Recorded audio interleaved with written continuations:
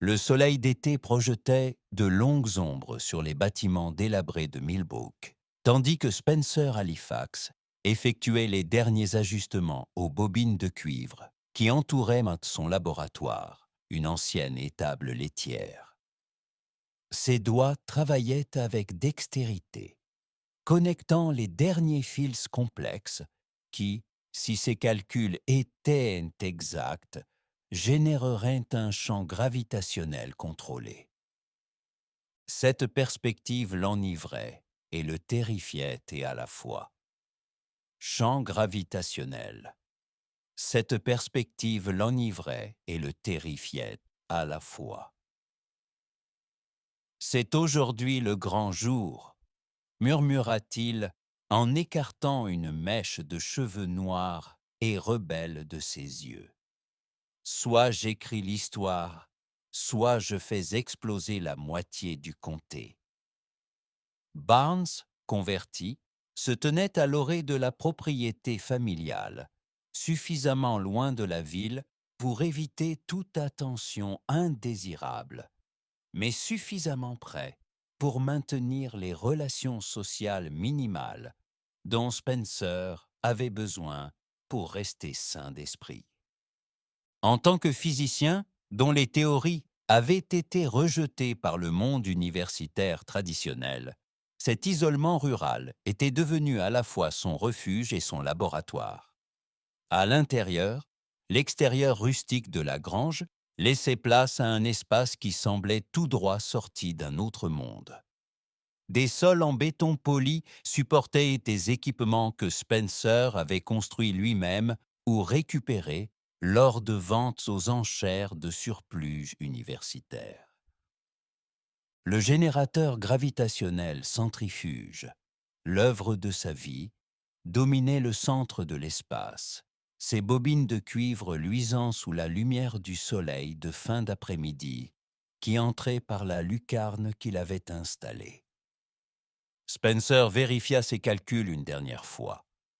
Les équations qui couvraient son tableau blanc représentaient des années de travail théorique, remettant en question les conceptions conventionnelles des forces gravitationnelles.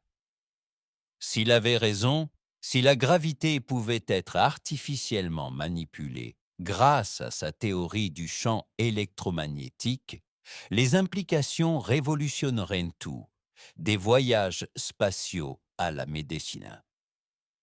Il jeta un coup d'œil à sa montre. 18h47. L'heure idéale. La consommation d'électricité locale diminuait et il pouvait consommer l'importante quantité d'électricité nécessaire à son expérience sans perturber le réseau électrique rural. Ses doigts planèrent sur la séquence d'activation de son panneau de commande sur mesure. « Ça ne va pas », dit-il, lançant la séquence de démarrage. Les bobines bourdonnèrent, une faible vibration qui augmenta progressivement à mesure que le courant circulait dans le système. Les écrans affichaient une cascade de chiffres tandis que le champ commençait à se former, exactement comme ses calculs l'avaient prédit. Pour la première fois en 3 ans de travail, Spencer s'autorisa un sourire prudent. Cela fonctionnait. Le champ gravitationnel s'est étendu, créant une bulle d'environ 15 mètres de diamètre centrée sur la grange. Dans cet espace, Spencer pouvait théoriquement ajuster l'attraction gravitationnelle de près de zéro à plusieurs fois la normale terrestre. Il a planifié une série de tests minutieux, augmentant progressivement la puissance, tout en surveillant les éventuelles anomalies. Il n'a jamais eu l'occasion de les mener à bien. Le ciel au-dessus de Millbrook s'illumina soudain d'une lumière dorée. Spencer se précipita dehors, se protégeant les yeux de l'éblouissement. Un objet massif, visiblement d'origine non terrestre, était apparu dans l'atmosphère, sa coque métallique réfléchissant la lumière du soleil avec une intensité aveuglante. Avant que Spencer puisse comprendre ce qu'il voyait, un objet plus petit se sépara du vaisseau, plongeant vers la Terre à une vitesse alarmante. Spencer plissa les yeux, suivant l'objet en chute libre. C'était trop petit pour un vaisseau spatial, mais trop grand pour un débris. À mesure qu'il s'approchait, petit pour un vaisseau spatial, mais trop grand pour un débris. À mesure qu'il s'approchait, son cœur s'arrêta.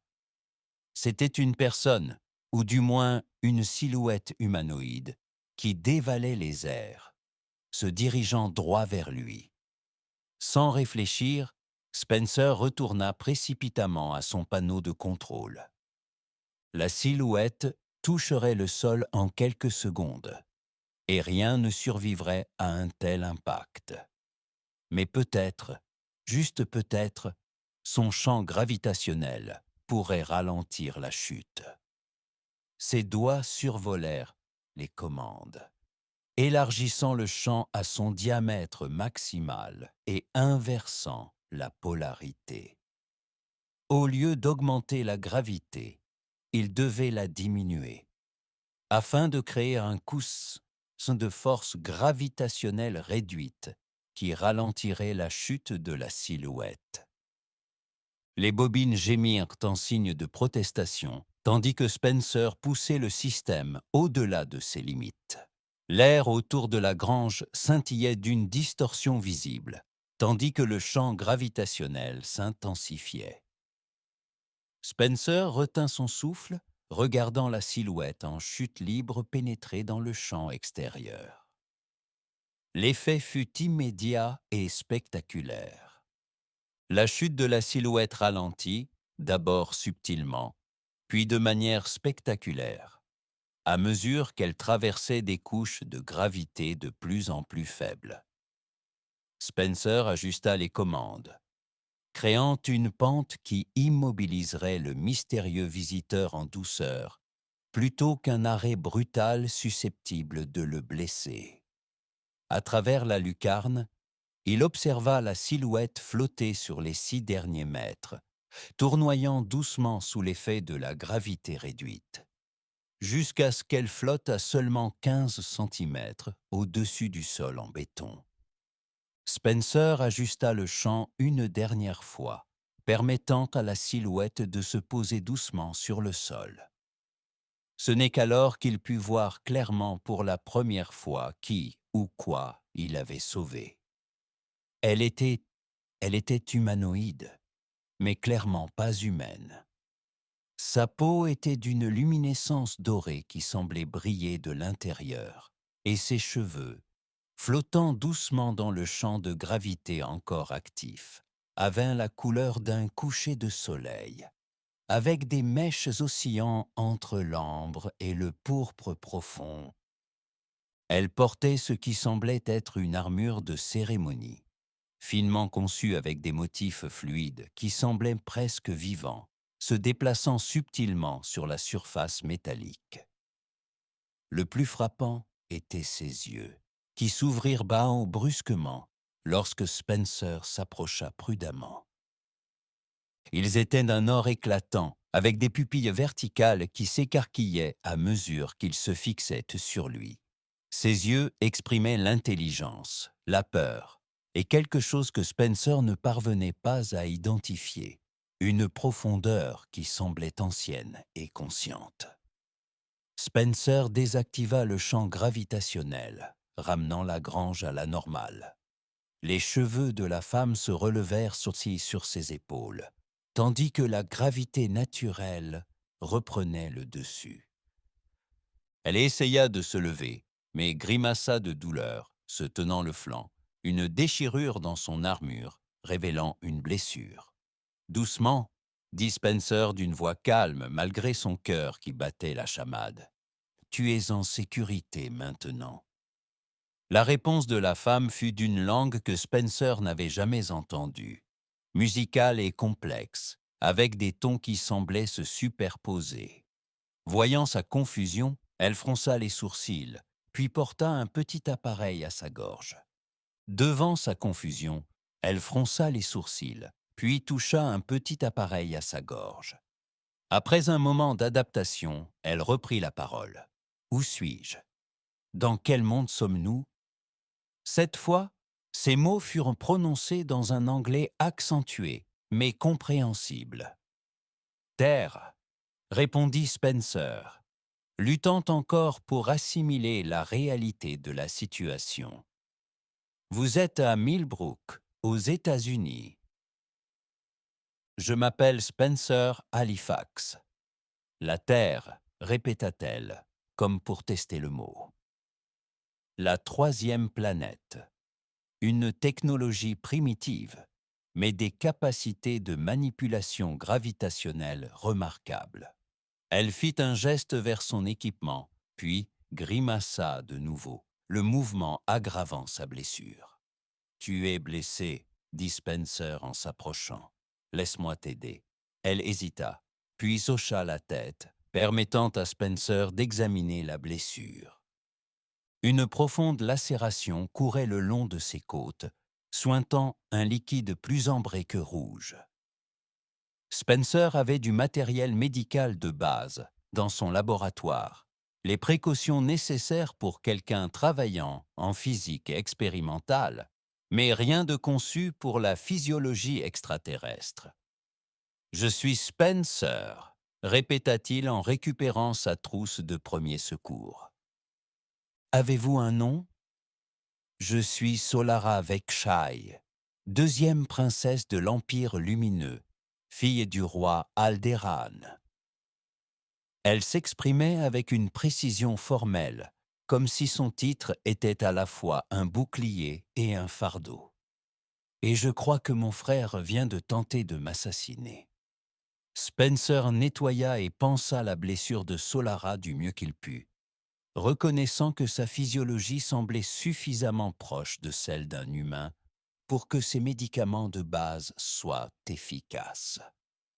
Le fluide doré qui lui servait de sang avait déjà commencé à coaguler, formant un seau protecteur que Spencer renforça avec des bandages stériles. « Votre technologie, dit Solara, en désignant le générateur de gravité une fois plus à l'aise. Elle m'a sauvé la vie. Comment une civilisation à votre stade de développement peut-elle posséder de telles capacités? » Spencer rit doucement. « Non. C'est mon invention. Et jusqu'à aujourd'hui, la communauté scientifique la considérait au mieux comme théorique, au pire comme illusoire. Pourtant, elle fonctionne, observa-t-elle, plutôt efficacement. Oui, c'est le cas. Spencer ne put retenir sa fierté. Bien que je n'aurais jamais imaginé que son premier véritable test consisterait à rattraper une princesse extraterrestre en chute libre, l'expression de Solara restait sérieuse. Pas en chute libre, déstabilisée, éjectée du vaisseau royal sur ordre de mon frère, le prince Vorak. Spencer était assise en face d'elle, essayant de décrypter cette information. Pourquoi ton frère voudrait-il ta mort? Le regard doré de Solara s'assombrit. Politique et pouvoir. Notre père, le roi Alderaan, est tombé malade. Vorak cherche à s'emparer du trône, mais nos lois de succession sont complexes. En tant que seconde princesse, je dispose d'un certain droit de veto sur son couronnement, à moins que... Elle marqua une pause, la voix durcie. À moins que je ne me marie pour créer une alliance politique choisie par les Voraks. Et vous avez refusé? Devina Spencer. J'ai refusé, confirma-t-elle. L'alliance aurait accordé des droits miniers au consortium Zorati, lui permettant d'exploiter les ressources des mondes habités. Des milliards de personnes souffriraient ou mourraient. Lorsque j'ai menacé de révéler l'arrangement au Conseil royal, Vorak a organisé mon accident. Spencer a assimilé cette information, peinant à concilier la politique interstellaire avec la simplicité rurale de Millbrook, visible par sa fenêtre. Alors, que va-t-il se passer maintenant? Vont-ils venir vous chercher? Ils me croissent mort. L'éjection a été calculée pour que je me consume dans votre atmosphère ou meure à l'impact. Un petit sourire féroce éclaira ses lèvres. Vorik n'avait pas prévu un humain doté d'une technologie de manipulation de la gravité. Heureusement coïncidence, dit Spencer. Peut-être pas, répondit énigmatiquement Solara. Les Luminaries croient depuis longtemps à l'alignement cosmique des destinées. Grimaça-t-elle à nouveau, son air solennel laissant place à une douleur sincère. Tu as besoin de repos, dit Spencer fermement. Les complots politiques et les destinées cosmiques peuvent attendre jusqu'au matin. À sa surprise, Solara acquiesça. Mon corps a besoin de temps pour se rétablir. Y a-t-il un endroit où je pourrais me reposer? Spencer la conduisit au petit logement qu'il avait aménagé dans le grenier de la grange. Un ajout pratique pour ces longues nuits où les expériences duraient jusqu'à l'aube. L'espace était restreint mais confortable. Un lit, une petite kitchenette et les commodités de base. Ce n'est pas vraiment un logement royal, s'excusa-t-il. C'est parfait, répondit Solara avec sincérité, et bien préférable au vide. En s'installant sur le lit, Spencer remarqua comment le décor, si simple, semblait se transformer autour d'elle, comme si sa simple présence leur conférait dignité et grâce, même blessés et exilés. Solara se tenait, avec une majesté innée, qui rendait Spencer particulièrement conscient de ses vêtements froissés et du désordre général de son espace de vie. Je serai en bas, si tu as besoin de quoi que ce soit, dit-il en reculant vers l'escalier.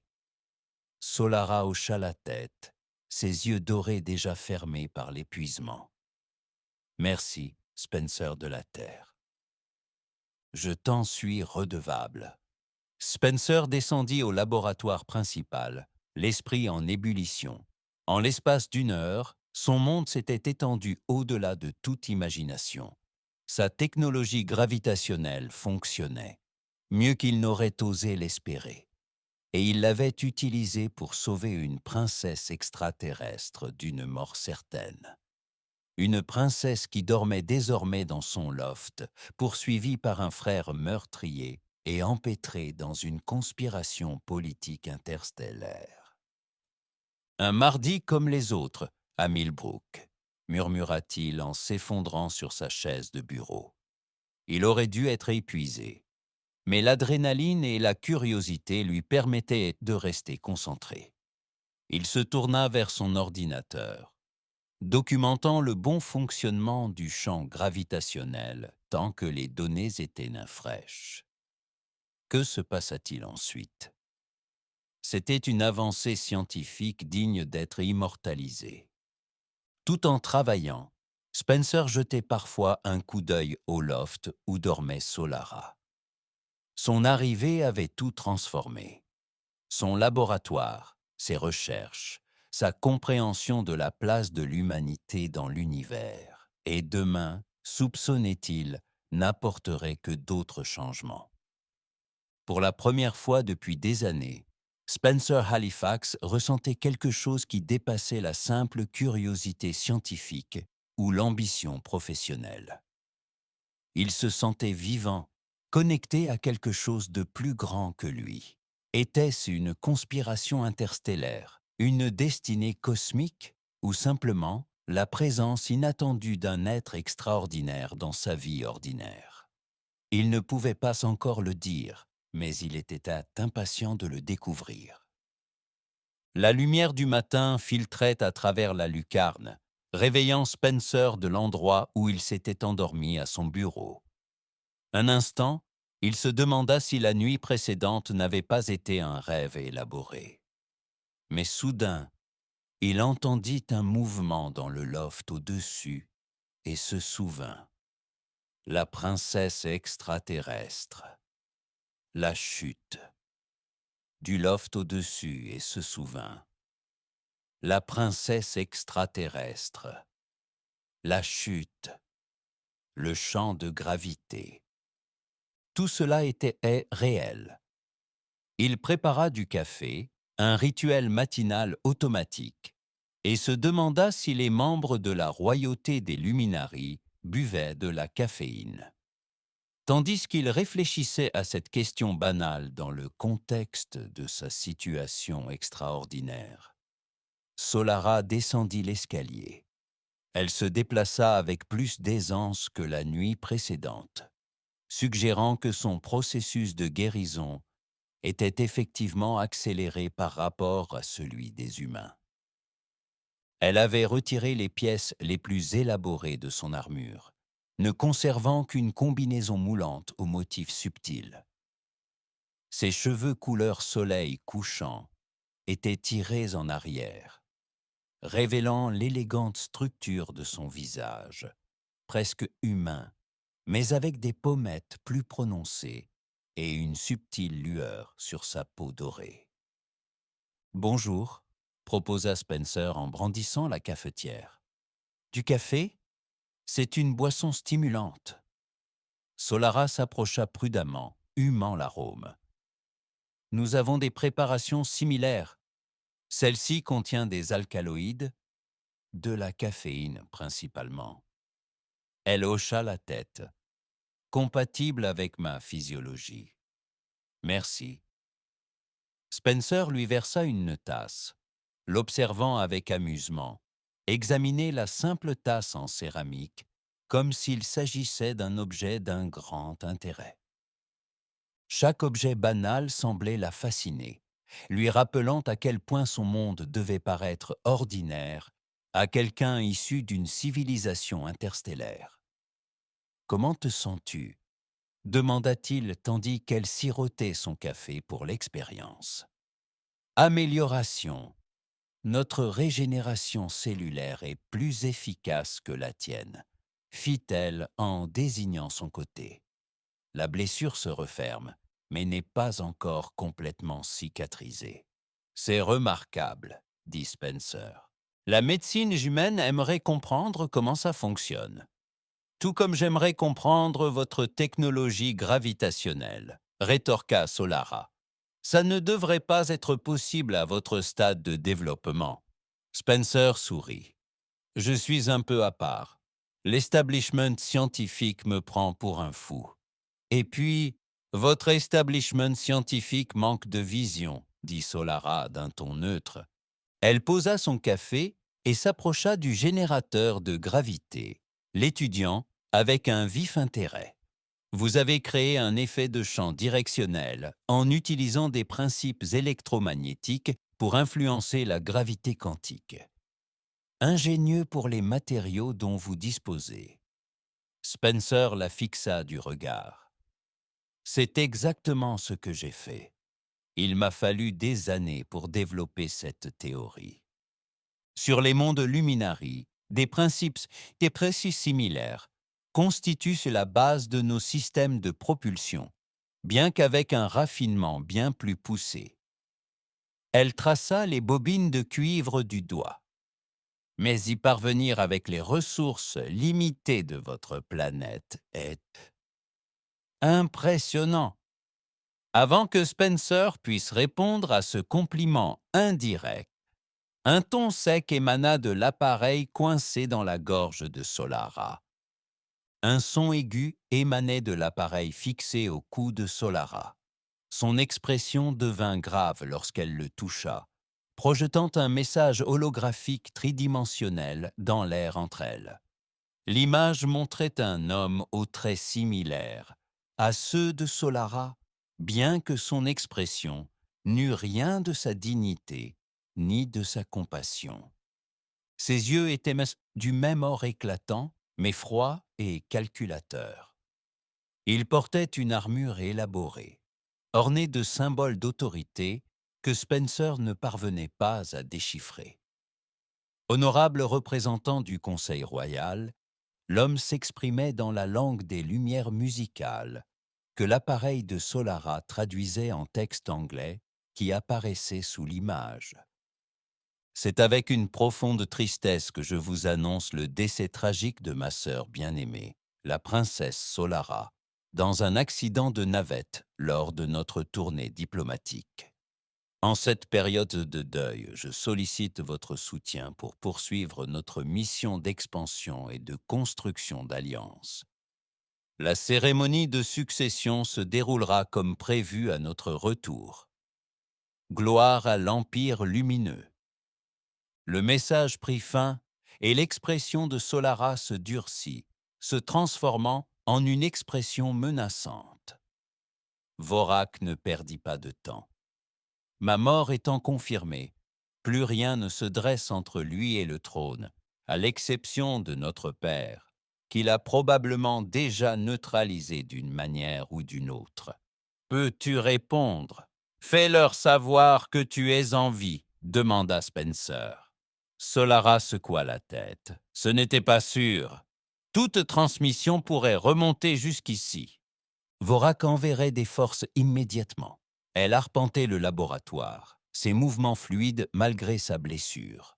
Je dois retourner au vaisseau royal sans être détecté, rassembler des preuves de la trahison de Vorak et les présenter au Conseil royal avant la cérémonie de succession. Retourner auprès de ceux qui ont tenté de te tuer, demanda Spencer, incrédule. Cela paraît suicidaire. Peut-être, reconnut Solara. Mais si je reste caché, des milliards de personnes souffriront sous le règne de Vorak et de son alliance avec les Zerati. Elle se tourna vers ce Spencer, ses yeux dorés intenses. Je ne peux pas permettre ça. Spencer se passa la main dans les cheveux, peinant à accepter l'ampleur de la situation.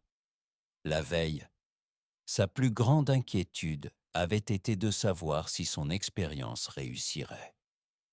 Aujourd'hui, il discutait de politique interstellaire et du sort de milliards de personnes. D'accord, dit-il enfin. Si tu retournes, tu as besoin d'un plan et probablement d'aide. Proposes-tu ton aide, Spencer Halifax? Demanda Solara, une pointe de surprise dans la voix. Depuis Spencer Halifax? Demanda Solara, une pointe de surprise dans la voix. Je t'ai surpris quand tu tombais de l'espace, fit-il remarquer avec un demi-sourire. C'est dommage de te laisser mourir maintenant. Pour la première fois depuis son arrivée, l'expression sérieuse de Solara s'adoucit en un sourire. Ta technologie gravitationnelle pourrait s'avérer précieuse. Le vaisseau royal, le Starfire ascendant, maintient une orbite standard lors des missions diplomatiques. Avec des modifications, votre appareil pourrait nous permettre de nous approcher sans être détecté.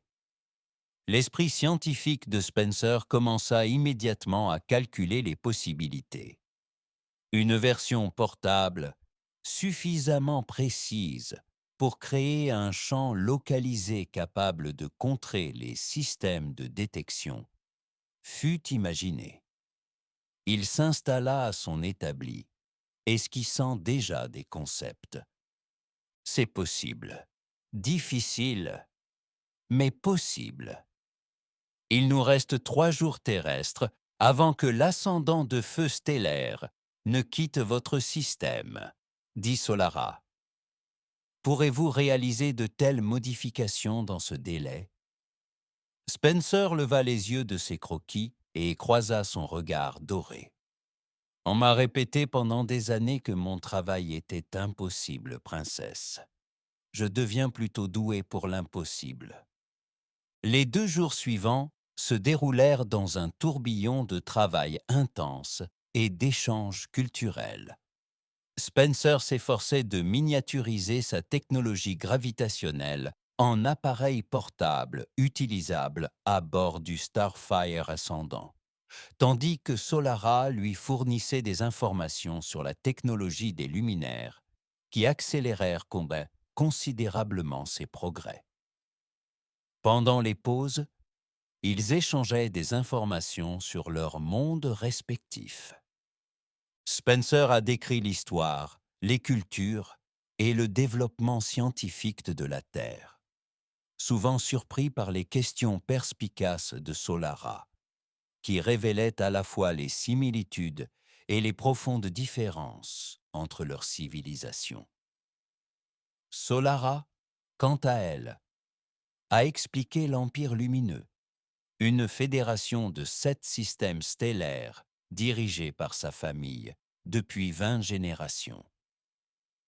Leur société mêlait technologie avancée et traditions qui semblaient presque mystiques à Spencer.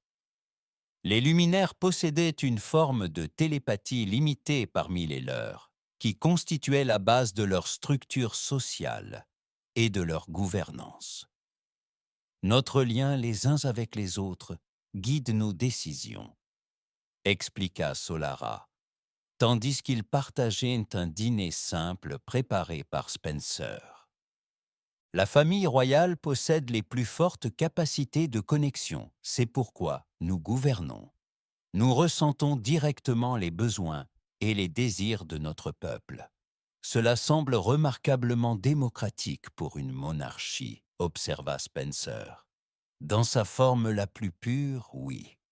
Mais Vorak, le visage de Solara s'assombrit.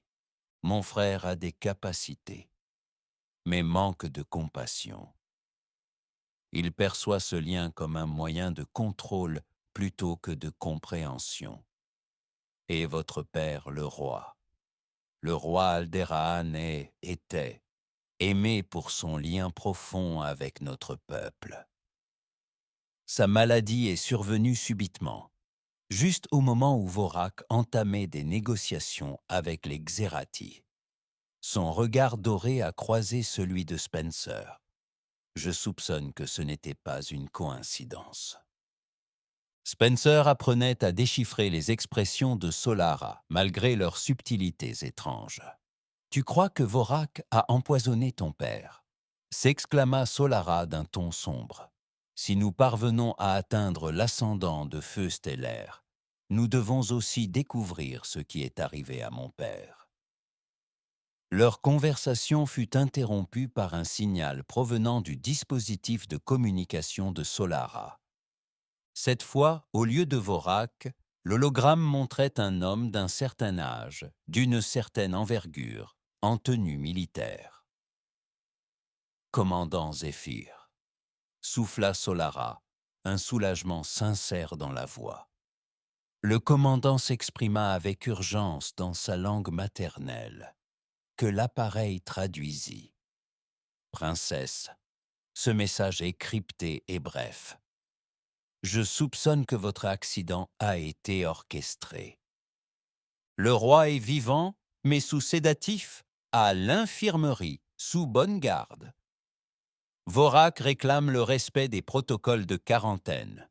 La cérémonie de succession est avancée au cycle de demain. Si vous survivez et recevez ce message, approchez-vous avec une extrême prudence. Les loyalistes attendent votre signal. » Le message prit fin et Solara se tourna vers Spencer, l'urgence se lisant dans le regard.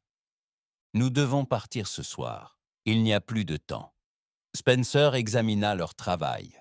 Les manipulateurs gravitationnels portables étaient fonctionnels, même s'ils n'étaient pas aussi perfectionnés qu'ils l'espéraient. « Ils fonctionneront, » dit-il avec plus d'assurance qu'il ne l'était. « Mais il nous reste à trouver comment atteindre le vaisseau. Il est en orbite, pas vraiment accessible à pied. J'ai analysé vos communications satellites, » dit Solara en se dirigeant vers l'ordinateur de Spencer. « En modifiant votre dispositif gravitationnel, nous pouvons créer un faisceau focalisé qui perturbera leurs capteurs à un endroit précis. Lorsqu'ils enverront un vaisseau de reconnaissance pour enquêter, nous pourrons utiliser la même technologie pour l'aborder. » Spencer haussa un sourcil. Tu donnes l'impression que c'est simple. Ça ne l'est pas, admit Solara. Mais c'est possible, et c'est notre seule option. Ils travaillèrent toute la nuit, ajustant les derniers dispositifs de gravité portable. Spencer en créa 2, un pour chaque appareil, qui pouvaient être portés à l'avant-bras et contrôlés via une interface simple. Chacun pouvait générer un champ gravitationnel localisé, utilisable défensivement ou offensivement, selon la situation. À l'aube, ils se préparèrent tôt qu'au départ. Spencer emporta les outils et composants essentiels aux réparations. Solara avait modifié son armure restante, privilégiant la mobilité à la protection. Une fois à bord, expliqua Solara, tandis qu'ils effectuaient les derniers préparatifs. Nous devrons atteindre les quartiers royaux sans être repérés. Vorak bénéficiera d'une sécurité renforcée, mais une grande partie de l'équipage est fidèle à mon père. Le commandant Zéphar nous aidera si nous parvenons à le contacter. Et après avoir trouvé des preuves de la trahison de Vorak, demanda Spencer, nous les présenterons au Conseil royal via le système de communication du vaisseau. Avec la preuve de ces crimes, ils pourront annuler la succession. L'expression de Solara était résolue. Mais nous devons aussi libérer mon père. Son autorité mettrait fin à tout cela immédiatement. Spencer hocha la tête, essayant de projeter une assurance qu'il ne ressentait pas entièrement. Il avait passé sa vie dans des laboratoires et des salles de classe, pas à infiltrer des vaisseaux extraterrestres, ni à affronter des princes meurtriers. Pourtant, quelque chose dans la détermination silencieuse de Solara le rassurait. Sa cause était juste et sa technologie pouvait l'aider à réussir, alors qu'ils s'apprêtaient à quitter la grange qui avait été leur sanctuaire. Solara marqua une pause et posa une main sur le bras de Spencer. Ce contact lui envoya une chaleur inattendue. « Spencer Halifax », dit-elle d'un ton solennel. « Tu m'as sauvé la vie et m'as offert une aide au-delà de toute obligation.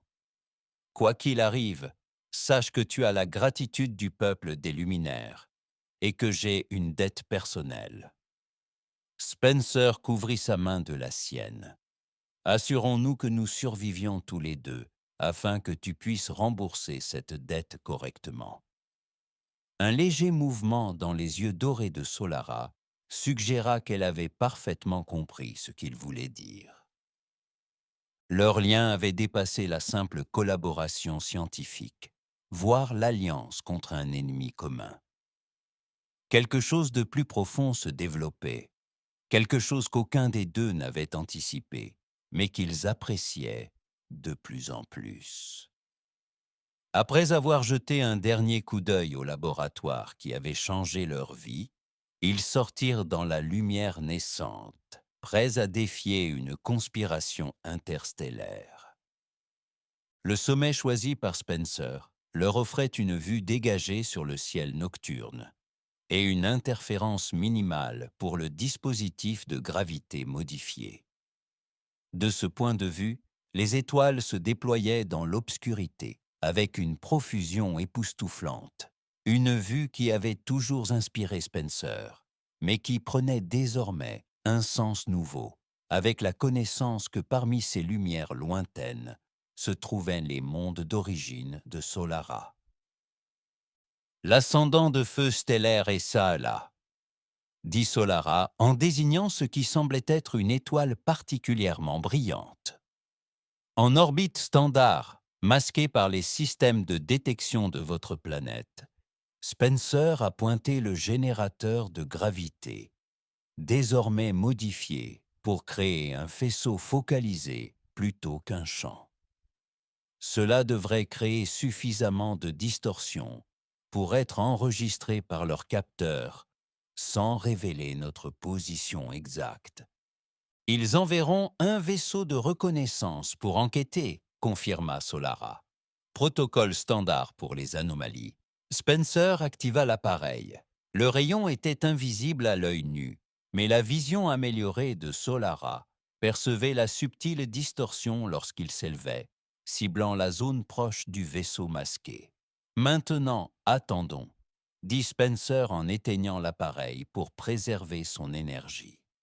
Ils étaient assis côte à côte dans l'obscurité, enveloppés par la douce nuit d'été. L'intimité de leur position n'échappa pas à Spencer, qui se rendit compte de plus en plus que Solara était bien plus qu'une princesse extraterrestre ou une collègue scientifique. Votre monde possède une certaine beauté primitive, dit doucement Solara, son regard balayant la campagne vallonnée. L'interaction brute entre votre technologie et les systèmes naturels crée une harmonie intéressante. C'est la plus belle façon qu'on ait jamais dit de la Terre qu'elle était rétrograde, répondit Spencer en riant. Solara se tourna vers lui, l'air sérieux. Pas rétrograde, différente. Votre espèce est assez jeune, mais remarquablement adaptative. Par certains côtés, vous progressez plus vite que la nôtre à un stade comparable. Spencer suggéra par exemple la manipulation de la gravité. Solara accepta, entre autres. Elle hésita puis ajouta: le lien émotionnel que l'on crée sans pouvoir télépathique est impressionnant. On construit la confiance et la compréhension par des moyens extérieurs. Est-ce inhabituel parmi les espèces spatiales? Plus que vous ne l'imaginez. Nombre d'entre elles comptent sur des raccourcis technologiques ou biologiques pour assurer leur cohésion sociale. À la lumière des étoiles, ses yeux dorés semblent briller. Votre chemin est plus difficile, mais peut-être plus authentique. Avant que Spencer ne puisse répondre, une faible lumière apparut dans le ciel, distincte des étoiles, se déplaçant avec détermination. Le vaisseau éclaireur, murmura Solara, instantanément en alerte. Ils ont mordu à l'hameçon. Spencer récupéra le dispositif de gravité et procéda aux derniers réglages. N'oubliez pas, nous n'aurons que quelques secondes pour les voir arriver suffisamment près. Le champ doit envelopper complètement leur coque pour les empêcher de signaler notre position.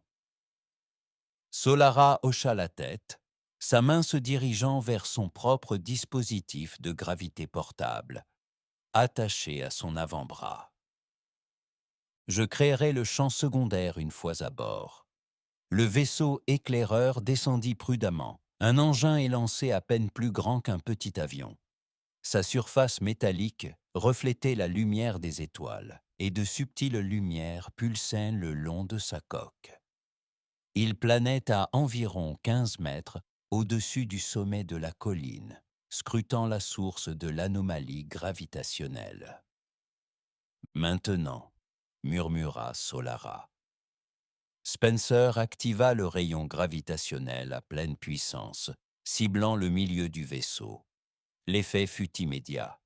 Les stabilisateurs du vaisseau cédèrent, le champ gravitationnel artificiel submergeant ces systèmes.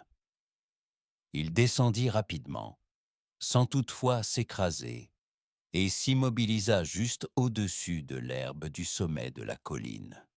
« Dépêchez-vous » insista Solara, courant déjà vers le vaisseau. Leur communication serait interrompue, mais pas pour longtemps. Ils atteignirent le dessous du vaisseau où, en réponse à l'anomalie gravitationnelle, une trappe d'accès de secours s'était automatiquement ouverte.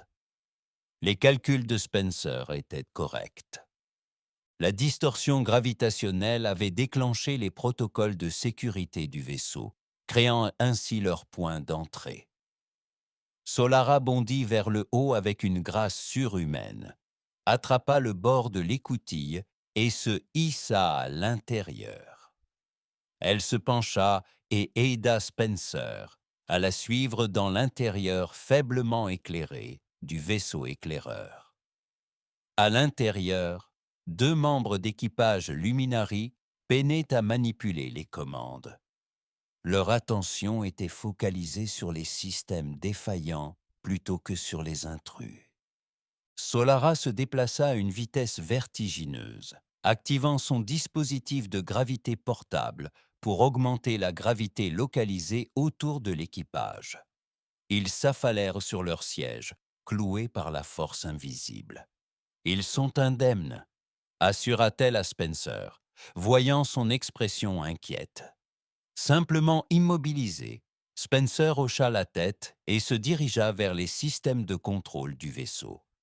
L'interface lui était étrangère, mais Solara le guida tout au long du processus de désactivation du réseau de communication et des protocoles de sécurité. Avec une efficacité redoutable, elle ligota les membres de l'équipage et les plaça dans un compartiment de rangement. « Savez-vous piloter cet engin ?» demanda Spencer en désignant les commandes complexes. « Bien sûr », répondit Solara en se glissant dans le siège du pilote. Ces vaisseaux sont conçus pour la simplicité. Même le personnel diplomatique reçoit une formation de base. Le vaisseau éclaireur s'anima sous sa manipulation experte, s'élevant doucement du sommet de la colline. Par le hublot, Spencer observait son laboratoire et la vie qu'il avait connue s'éloignait au loin. Nous approcherons du Starfire ascendant grâce à leur code d'identification, expliqua Solara pendant leur ascension. L'équipage que nous avons neutralisé effectuait une patrouille duelée de routine. Leur retour tardif ne déclenchera pas l'alarme immédiatement. À mesure qu'ils s'élevaient dans l'atmosphère, le ciel s'assombrissait autour d'eux jusqu'à ce que les étoiles apparaissent avec une clarté stupéfiante. Spencer rêvait de voyages spatiaux depuis son enfance, mais n'aurait jamais imaginé que son premier voyage se ferait à bord d'un vaisseau extraterrestre, accompagnant une princesse en mission pour empêcher une catastrophe interstellaire. « Là !» dit Solara en désignant l'horizon. L'ascendant de feu stellaire se matérialisa dans l'obscurité de l'espace à leur approche, un vaisseau massif qui éclipsait leur petit vaisseau éclaireur. Son design alliant courbes élégantes et précision angulaire suggérait des considérations à la fois artistiques et militaires dans sa construction. Des lumières pulsantes sur toute sa longueur et de plus petits engins se déplaçaient autour de lui, tels des serviteurs au service d'une reine. « C'est magnifique », souffla Spencer, oubliant momentanément le danger de leur mission face à une technologie aussi magnifique. « Le vaisseau amiral de la flotte Luminari », dit Solara, la fierté palpable dans sa voix malgré les circonstances. Construit par les meilleurs ingénieurs artisans de 7 systèmes, elle guida leur vaisseau vers une baie d'amarrage, transmettant les codes de sécurité obtenus des systèmes du vaisseau éclaireur. Après un moment de tension, la confirmation arriva et les immenses portes de la baie s'ouvrirent pour les accueillir. Une fois à quai, il ne nous restera que quelques minutes avant que quelqu'un ne remarque que ces membres d'équipage ne sont pas à leur poste, avertit Solara en manœuvrant le vaisseau pour se mettre en position. Nous devons nous rendre rapidement aux quartiers royaux. Spencer vérifia son appareil de gravité portable pour s'assurer de son bon fonctionnement. Je suis prêt. Le vaisseau éclaireur s'installa sur la plateforme d'amarrage avec un léger bruit sourd. Par le hublot, Spencer pouvait voir d'autres vaisseaux et divers membres d'équipage s'affairer. Aucun ne semblait prêter une attention particulière à leur arrivée, exactement comme il l'espérait. « Suivez-moi attentivement », ordonna Solara à voix basse. Agissez avec détermination, sans précipitation. Si on vous le demande, laissez-moi parler. Elle ajusta son appareil laryngé pour s'assurer que toute conversation se déroulerait dans la langue des luminaires. Puis, elle se dirigea vers la trappe de sortie. Lorsqu'elle s'ouvrit, Spencer prit une profonde inspiration et descendit du vaisseau éclaireur sur le pont du Starfire ascendant, devenant peut-être le premier humain à embarquer sur un vaisseau des luminaires. L'air était chargé d'un parfum subtil, rappelant la cannelle et l'ozone, et la gravité semblait légèrement plus légère que d'habitude sur Terre. L'architecture environnante mêlait formes organiques et d'éléments technologiques précis, créant un environnement vivant et conscient. Solara évoluait avec assurance dans la baie d'amarrage, sa posture et sa démarche reflétant son statut royal, malgré ses efforts pour rester discrète. Spencer la suivit de près, s'efforçant d'imiter sa démarche déterminée tout en admirant les merveilles qui l'entouraient. Ils croisèrent plusieurs membres d'équipage Luminari qui saluèrent Solara d'un hochement de tête respectueux, l'acceptant apparemment comme un officier de haut rang grâce à certains éléments de son armure modifiée.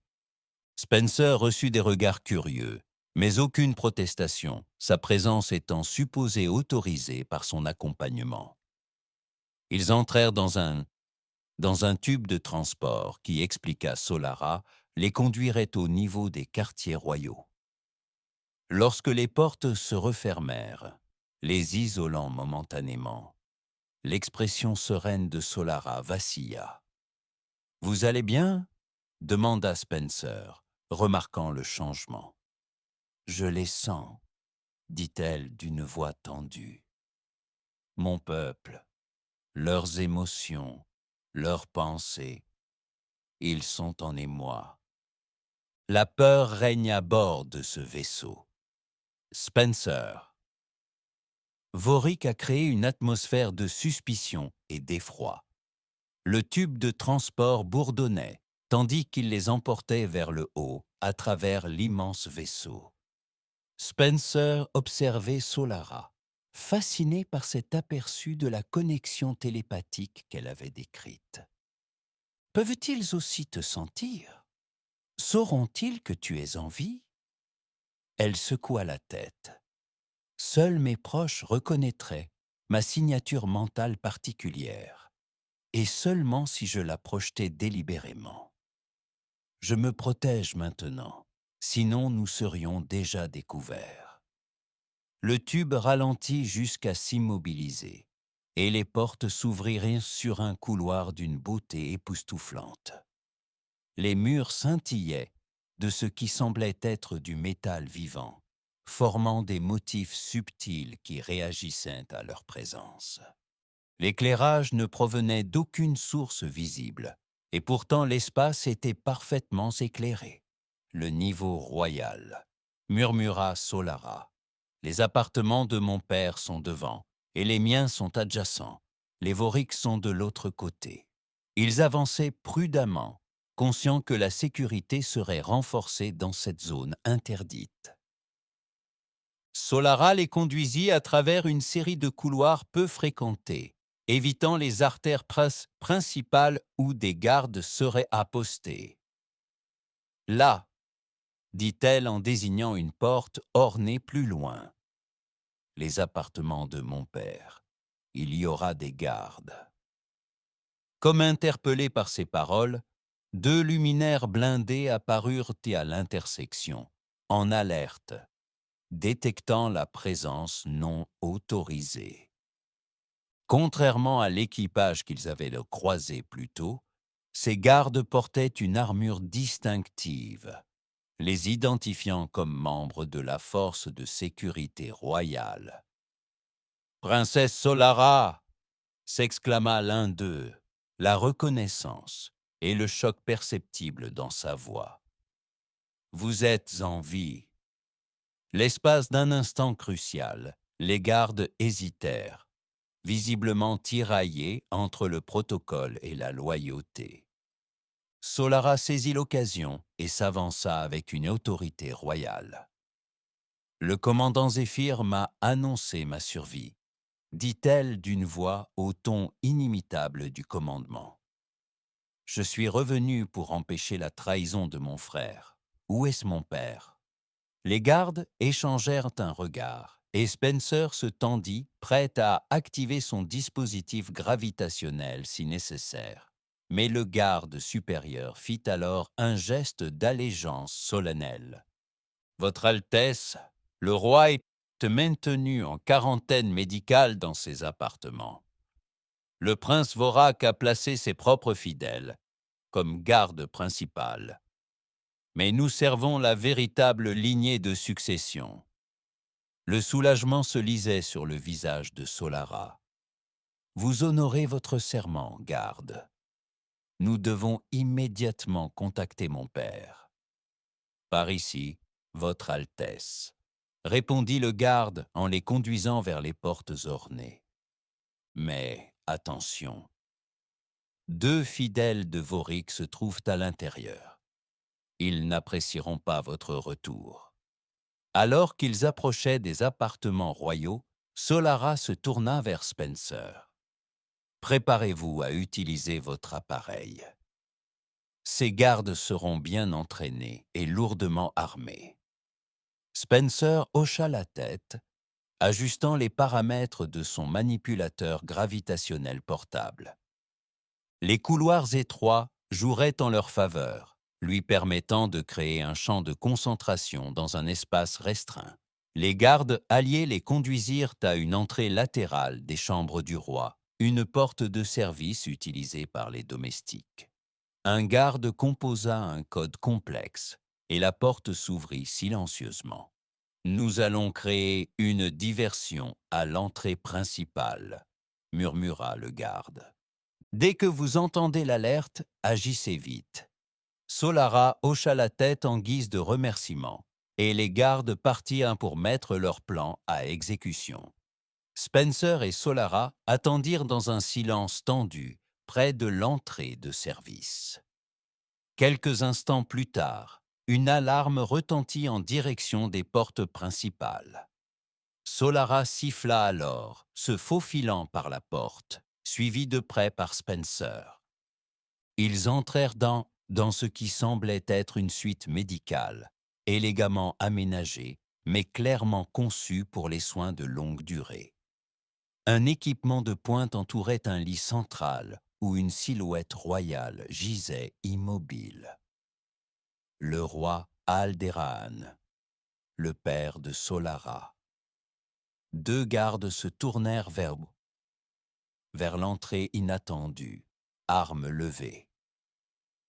Solara se déplaça à une vitesse stupéfiante, esquivant la visée du premier garde, tandis que Spencer activait son dispositif de gravité, créant un champ localisé qui décupla le poids de l'arme du second garde.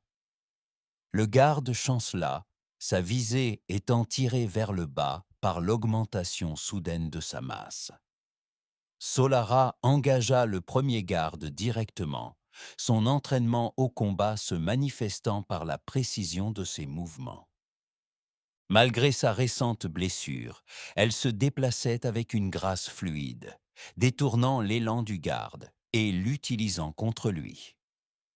Alors qu'il trébuchait, elle lui assena un coup précis au niveau du cou, et il s'effondra, inconscient. Spencer resta concentré sur le deuxième garde, augmentant le champ gravitationnel jusqu'à ce que l'homme soit mis à genoux par le poids invisible. Solara s'empressa de le neutraliser avec la même efficacité qu'elle avait démontrée lors du premier. Impressionnant, commenta Spencer, tandis que les 2 gardes gisaient inconscients. Un entraînement de combat royal de base, répondit Solara, se dirigeant déjà vers le chevet de son père. Chaque sommité du sang apprend à se défendre. Le roi Alderahan était immobile, connecté à divers appareils de surveillance. Sa ressemblance avec Solara était frappante. Même peau dorée et cheveux couleur soleil couchant, même s'ils étaient striés d'argent. Ses yeux étaient fermés, mais le léger soulèvement et abaissement de sa poitrine confirmaient qu'il était vivant. Solara examina le matériel médical avec une colère grandissante. Des sédatifs, gronda-t-elle, des sédatifs puissants. Conçus pour supprimer l'activité neuronale, plus précisément nos capacités télépathiques. Vorik l'a maintenue isolée, non seulement physiquement, mais aussi mentalement. Elle a commencé à ajuster l'équipement, réduisant le flux de sédatifs. J'ai besoin de temps pour le ramener à la conscience en toute sécurité. Pouvez-vous sécuriser l'entrée? Spencer hocha la tête et se dirigea vers la porte par laquelle ils étaient entrés. À l'aide de composants de sa boîte à outils, il mit rapidement au point un mécanisme de verrouillage rudimentaire mais efficace qui empêcherait l'ouverture de la porte de l'extérieur. Cela devrait tenir temporairement, dit-il en retournant auprès de Solara. Mais il nous faut un meilleur plan que de simplement réveiller ton père. Vorak contrôle le vaisseau. Pas pour longtemps, répondit Solara. Son attention se concentra sur la réduction progressive des médicaments de son père. Le commandant Zéphyr attend mon signal. Nombreux sont ceux à bord qui restent fidèles, puis à mon père. Il leur suffit de savoir que je suis de retour et que Vorak est un traître. Et comment le prouver? Demanda Spencer. L'expression de Solara se durcit. Nous devons accéder aux communications privées de Vorak. Les preuves de ses relations avec les Zeratis seront là. Elle jeta un coup d'œil vers une console à l'autre bout de la pièce. D'ici, je peux accéder au système de communication royal, mais seulement pendant quelques minutes avant qu'il ne soit détecté. Spencer suivit son regard. Dites-moi ce dont vous avez besoin. Pendant que Solara continuait de s'occuper de son père, Spencer se dirigea vers la console de communication. Sous sa direction, il navigua dans l'interface extraterrestre, contournant les protocoles de sécurité grâce aux codes d'accès royaux de Solara, qui, heureusement, n'avaient pas encore été supprimés du système. Nous devons trouver les communications entre Vorak et les dirigeants Zaratis, expliqua Solara. Plus précisément, les accords concernant les droits miniers et l'allocation des ressources. Spencer travaillait méthodiquement, utilisant les compétences qu'il avait acquises en piratant les bases de données de recherche universitaires pour naviguer dans le système solaire. Malgré la technologie extraterrestre, les principes fondamentaux de stockage et de sécurité des données n'étaient pas totalement différents de ceux des systèmes terrestres. Ici, dit-il après plusieurs minutes tendues, un canal de communication sécurisé, fortement crypté. Pouvez-vous autoriser l'accès? Solara le rejoignit, posant la main sur un panneau de capteur. Le système répondit à sa signature biométrique, déverrouillant le canal crypté. Une série de communications apparut, documentées à la fois en écriture lumineuse et en texte traduit. « Ça y est », murmura Solara, la voix tendue par la justification. L'accord avec les Oratis. Vorak leur avait promis des droits d'exploitation minière sur 17 mondes habités en échange de technologie et de soutien militaire. Ses yeux dorés se plissèrent tandis qu'elle poursuivait sa lecture. Et voici les instructions pour lever les obstacles à la succession, y compris les méthodes spécifiques pour l'empoisonnement de mon père et mon accident. Spencer sentit une colère froide monter en lui en lisant les détails cliniques du plan de Vorek visant à assassiner sa propre sœur. Nous devons immédiatement informer le Conseil royal.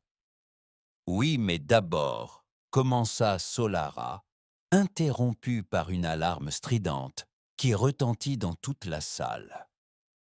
Accès non autorisé détecté, annonça une voix automatisée. Accès non autorisé détecté, annonça une voix automatisée. Protocole de sécurité activé. Ils nous ont découverts, dit Solara en téléchargeant rapidement les communications compromettantes sur un cristal de données. Nous devons bouger. Tout de suite. Sur le lit médicalisé. Le roi Aldrin remua. Ses paupières battirent tandis que la réduction des sédatifs lui permettait de reprendre conscience. Ses paupières battirent tandis que la réduction des sédatifs lui permettait de reprendre conscience.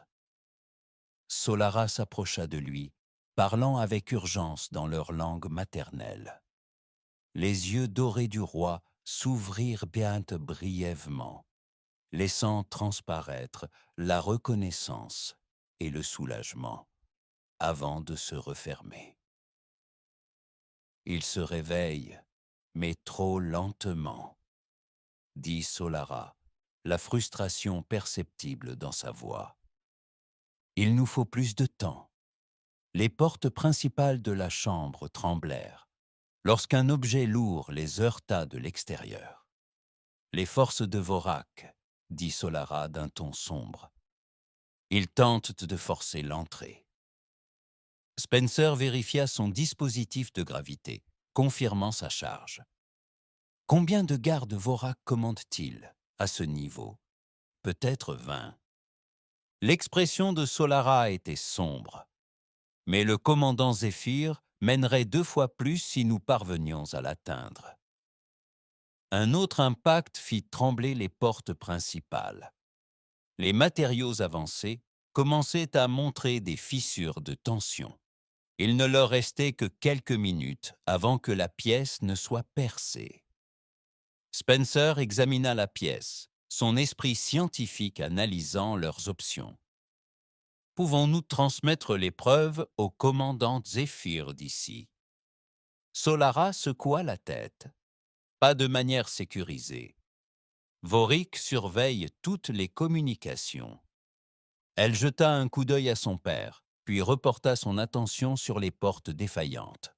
Nous devons atteindre la passerelle. De là, nous pourrons communiquer directement avec le Conseil royal et tout l'équipage simultanément. Et comment franchir ces gardes et traverser la moitié du vaisseau? Demanda Spencer. Un léger sourire éclaira les lèvres de Solara. Être membre de la famille royale a ses avantages, Spencer Halifax. Elle se dirigea vers un panneau décoratif accroché au mur et appuya sur une série de points. Être membre de la royauté comporte des avantages. Spencer Halifax. Elle se dirigea vers un panneau décoratif accroché au mur et appuya sur une série de points. Le panneau glissa sur le côté, révélant un passage étroit. Des issues de secours royales, intégrées dans les quartiers de chaque monarque depuis la seconde dynastie. Spencer ne put s'empêcher de rire malgré leur situation désespérée. Des passages secrets? Même la royauté extraterrestre en possède. Certaines traditions transcendent les systèmes stellaires. On dirait, répondit Solara, une pointe d'humour dans la voix. Elle déconnecta soigneusement son père de l'équipement médical, s'assurant qu'il était stable. Aidez-moi à le déplacer. Nous l'emmènerons avec nous. Ensemble, ils parvinrent à soulever le roi inconscient, Spencer soutenant ses épaules, tandis que Solara lui tenait les jambes. Ils le manœuvrèrent dans l'étroit passage juste au moment où les portes principales cédaient avec un fracas retentissant.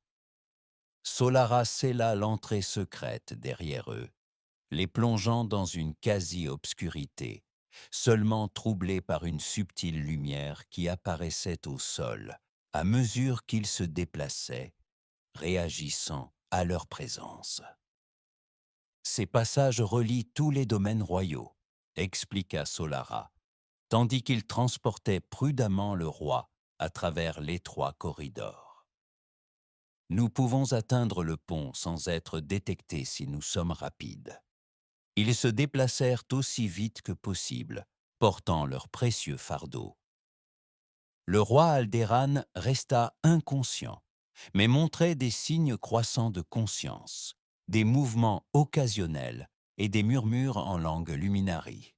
Il combat les sédatifs, dit Solara avec approbation. Mon père a toujours eu une force mentale remarquable.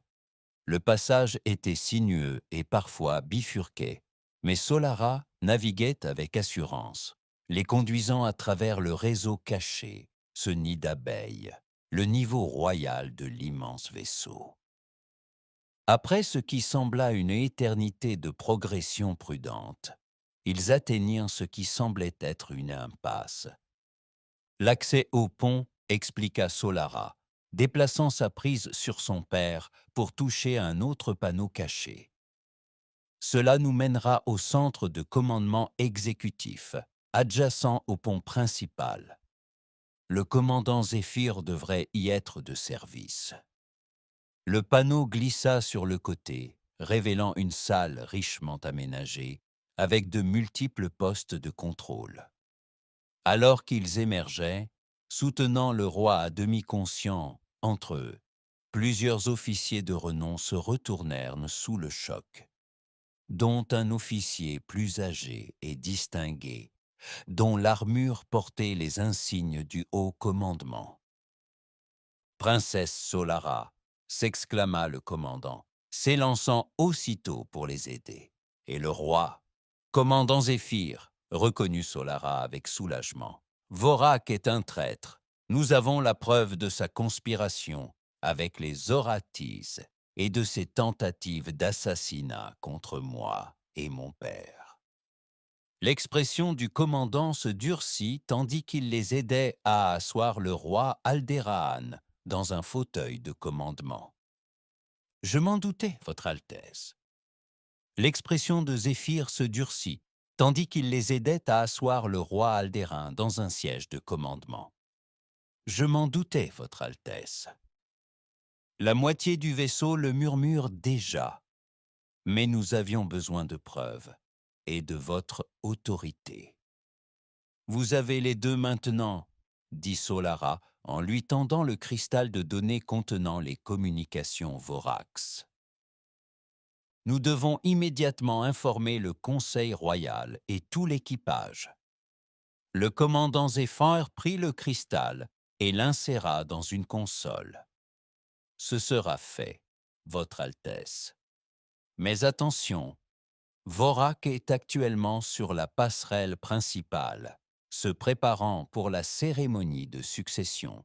Il est accompagné de gardes fidèles. »« Combien de membres de l'équipage le soutiennent ?» demanda Solara. « Peu nombreux, volontairement, » répondit Zéphyr. « Nombreux sont ceux qui servent sous la contrainte ou la tromperie. » Après avoir pris connaissance de cette preuve, il désigna les données affichées sur son écran. Spencer étudia le plan du pont visible sur un moniteur proche. Si nous pouvions créer une diversion, quelque chose pour diviser son attention. À cet instant, le roi Aldéran s'agita avec plus de détermination, ses yeux dorés s'ouvrant avec une clarté accrue. « Solara », dit-il d'une voix faible mais déterminée. « Ma fille, tu es en vie. Ma fille, tu vis, père. » Solara s'agenouilla près de lui et lui prit la main. « Nous sommes revenus avec la preuve de la trahison de Vorak. Il t'a empoisonné et a tenté de me tuer. » L'expression du roi se durcit. La force sembla revenir sur ses traits, tandis que les derniers sédatifs quittaient son organisme. « Aide-moi à me relever. Un roi doit affronter la trahison debout. » Avec l'aide de Spencer et de Solara, le roi Alderan se leva d'un pas hésitant, mais avec une détermination grandissante. Le commandant Zéphyr et ses officiers s'inclinèrent profondément. « Votre Majesté, » dit Zéphyr, « nous attendons vos ordres. » Le roi Alderan se redressa de toute sa hauteur, affirmant son allure royale malgré son état de faiblesse. « Diffusez les preuves de la trahison de mon fils sur tous les ponts et au Conseil royal. Ensuite, préparez-vous à entrer sur la passerelle. Nous affronterons le traître directement. »« Père, » avertit Solara, « Vorak est dangereux et désespéré. Sécurisons d'abord le navire. » Non. La voix du roi Alderan portait le poids d'une autorité absolue. Un roi luminari ne se cache pas face à la trahison qui se propage. Nous l'affrontons directement, comme nous le faisons depuis 20 générations. Spencer reconnut la même détermination qu'il avait vue chez Solara, une détermination royale qui ne se laissait pas décourager. Il vérifia son appareil gravitationnel pour s'assurer qu'il était bien chargé. « Si nous affrontons Vorak, j'ai quelque chose qui pourrait nous aider à équilibrer les chances. » Le commandant Zéphyr lança la diffusion à l'échelle du vaisseau. Sur les écrans du centre de commandement exécutif, on pouvait voir les communications confidentielles de Vorak transmises à tous les ponts de l'imposant vaisseau et au Conseil royal, à des années-lumière de là. La réaction fut immédiate. Des alertes retentirent dans tout le vaisseau, tandis que les membres fidèles de l'équipage s'activaient pour sécuriser les systèmes clés. Sur la passerelle principale, visible à travers les écrans du centre de commandement, le chaos éclata tandis que les officiers abandonnaient leur poste, laissant Vorak et ses gardes personnels de plus en plus isolés. Le roi Alderan commandait, confus et abandonné. Le commandant Zéphyr ouvrait la marche, suivi des gardes royaux qui s'étaient rapidement rassemblés à l'annonce du retour du roi. Spencer et Solara soutenaient le roi Alderan à deux tandis qu'ils approchaient des portes principales du pont. Celles-ci s'ouvrirent, révélant un chaos total. La plupart de l'équipage de la passerelle était parti ou se tenait à la périphérie, laissant Vorak et une poignée de gardes fidèles au centre du vaste espace de commandement. À travers l'immense hublot, la terre était visible, tel un joyau bleu se détachant sur l'obscurité de l'espace. Vorak se retourna pour leur faire face, le choc se transformant rapidement en fureur en voyant sa sœur supposée morte et son père drogué entrer sur le pont. Ses sauts traits, si semblables à ceux de Solara, se tordirent de rage. « C'est impossible !» grogna-t-il, la main tendue vers une arme à son côté.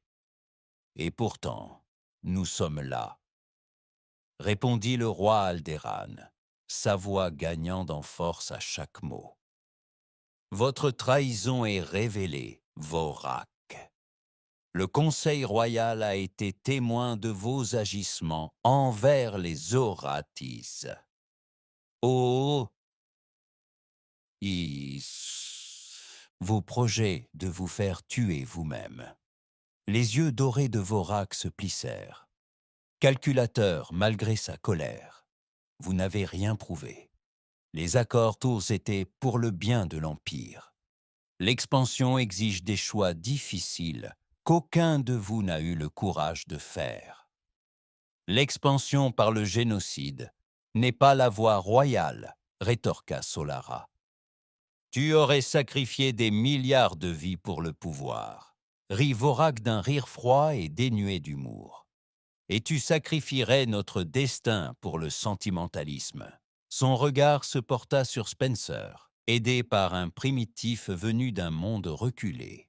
Ce primitif m'a sauvé la vie quand tu as tenté de m'assassiner, dit Solara d'une voix aiguë, marquée par une colère contenue. L'expression de Vorak changea, un sourire menaçant se dessinant. Il pourra alors vous rejoindre dans la mort une seconde fois. À une vitesse fulgurante, il activa une commande sur son bracelet. À une vitesse fulgurante, il activa une commande sur son bracelet. Des alarmes retentirent sur tout le pont tandis que les systèmes automatisés annonçaient séquence de destruction interne lancée, système d'armes en charge, cible verrouillée, terre. L'horreur envahit le visage de Solara. Il alla activer le canon quantique. Il pourrait dévaster la moitié d'un continent. Spencer réagit instinctivement, levant son dispositif gravitationnel et concentrant son champ sur la console de contrôle des armes. Le métal gémit tandis que la gravité locale décupla, les circuits cédant sous l'immense pression. Vorak cria des ordres à ses gardes restants, qui passèrent à l'attaque. Le commandant Zéphyr et les gardes royaux les attaquèrent, leurs armes énergétiques se déversant en éclairs brillants sur le pont. Le roi Alderan trébucha vers un poste de commandement central, ses forces revenant sous l'effet de l'adrénaline et de la détermination royale. Code de neutralisation Alderan Prime Zenith, ordonna-t-il d'une voix perçant le chaos. Les systèmes du vaisseau reconnurent son autorité, mais réagirent, incapables de mettre fin à la séquence d'armement. Le mode manuel fut activé. Spencer réalisa avec une terreur croissante que Vorak avait physiquement verrouillé le système d'armement dans sa séquence de tir, une sécurité contre ce type d'intervention. Le champ gravitationnel, dit soudain Solara, une sorte d'intervention. Le champ gravitationnel, dit soudain Solara en se tournant vers Spencer. Pourrait-il dévier le faisceau d'énergie? L'esprit de Spencer s'emballa, calculant les possibilités. Pas avec cet appareil portable. La puissance de vos armes le submergerait instantanément. Mais votre conception originale, insista Solara, celle qui m'a attrapé. Pourrait-il dévier une telle énergie s'il était agrandi? Théoriquement, oui. Mais il nous faudrait, commença Spencer. Le noyau énergétique du vaisseau. Solara termina pour lui. Nous pourrions la canaliser à travers les systèmes déflecteurs, créant une lentille gravitationnelle massive. Vorak, entendant leur échange, rit amèrement, tout en luttant pour garder le contrôle du système d'armes. Vous ne reconfigurerez jamais les systèmes à temps. La Terre brûlera, et avec elle, toute preuve de votre survie. Spencer croisa le regard doré de Solara, y voyant la même détermination qui les avait menés jusqu'ici. Sans un mot, ils se comprenaient parfaitement. Commandant, appela Solara à Zéphyr, qui avait maîtrisé plusieurs gardes de Vorak. Protégez mon frère. Spencer et moi nous occuperons du système d'armes. Ils se précipitèrent vers la console d'ingénierie principale, les doigts de Spencer survolant l'interface extraterrestre, tandis que Solara traduisait ses instructions au système du vaisseau. Ils créaient une expérience inédite. Une lentille gravitationnelle, utilisant les énormes réserves d'énergie du vaisseau, focalisée à travers le réseau de déflecteurs qui protégeait normalement le vaisseau des débris spatiaux. Déchargement des armes dans 30 secondes, annonça le système automatisé. Spencer sentit la sueur lui perler au front, tandis qu'il effectuait les derniers calculs. C'était de la physique théorique appliquée dans un environnement aux enjeux les plus élevés. Une seule erreur, et la Terre subirait une dévastation inimaginable. Prêt, dit-il en regardant Solara pour confirmation. Elle hocha la tête et posa sa main sur la sienne, sur la dernière commande. Ensemble, ils activèrent le système déflecteur modifié, au moment même où Vorak se libérait des gardes qui le retenaient et se précipitait vers le contrôle des armes. Le tir des armes commença, annonça le système. À travers le hublot, ils observèrent un faisceau d'énergie aveuglante jaillir du dispositif avant du vaisseau, avant de se courber brusquement en rencontrant la lentille gravitationnelle qu'ils avaient créée. Le rayon décrivit un arc parfait, dévié de la Terre vers une cible secondaire. Le vaisseau personnel de Vorak s'arrima à l'ascendant Starfire. Le rayon frappa avec une précision dévastatrice, le petit vaisseau se désintégrant dans un éclair brillant qui éclipsa momentanément le soleil lointain. L'onde de choc secoua le plus grand vaisseau, déstabilisant tous les passagers. Dans le chaos qui s'ensuivit, Vorak lança son ultime geste désespéré. Dégainant une arme dissimulée, il visa non pas son père ni sa sœur, mais Spencer, le reconnaissant comme l'artisan de son échec. Solara vit le mouvement et se jeta sur la trajectoire du rayon d'énergie. Elle la frappa à l'épaule, la faisant basculer dans les bras de Spencer. Avant que Vorak ne puisse tirer à nouveau, le roi Alderaan frappa en personne, se déplaçant avec une rapidité surprenante pour quelqu'un si récemment neutralisé. Un seul coup précis fit perdre connaissance à son fils traître. « Solara !» s'écria Spencer en la soutenant, tandis qu'elle s'effondrait contre lui. La blessure est superficielle, allait-elle, bien que la douleur lui scrutât le visage.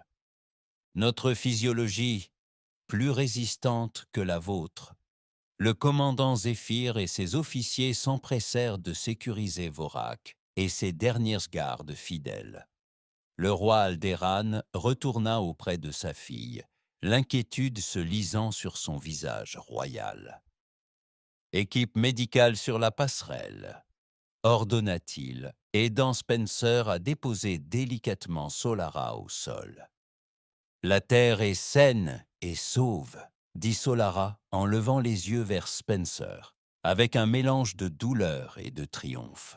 « Votre technologie gravitationnelle a sauvé 2 mondes aujourd'hui. » Spencer lui tenait la main, son esprit scientifique calculant déjà l'improbabilité de leur succès.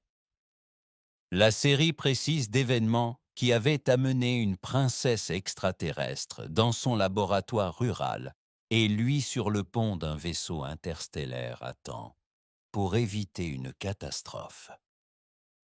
Solara avait peut-être raison concernant l'alignement cosmique des destins.